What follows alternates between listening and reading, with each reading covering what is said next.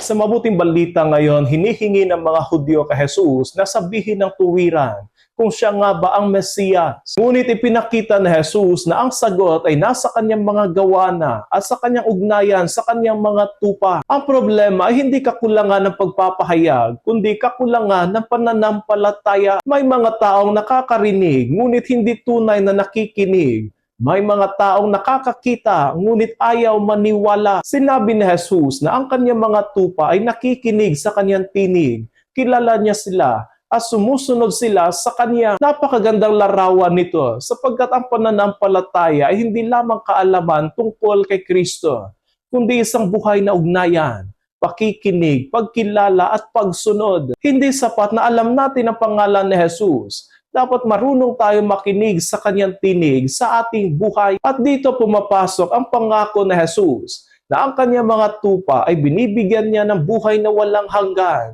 at walang makakaagaw sa kanila sa kanyang mga kamay. Napakalaking kapanatagan nito sa ating sa mundong puno ng takot, kawalan ng katiyakan at pagbabago.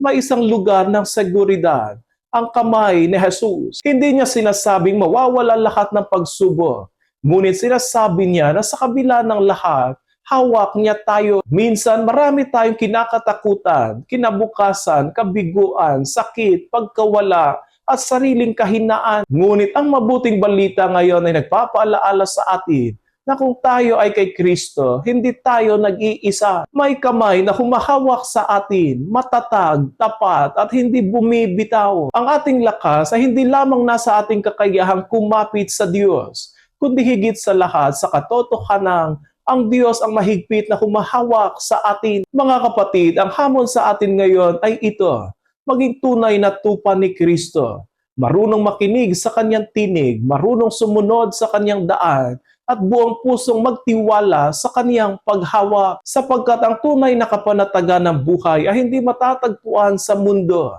kundi sa Panginoong nagsasabing, walang makakaagaw sa kanila sa aking mga kamay.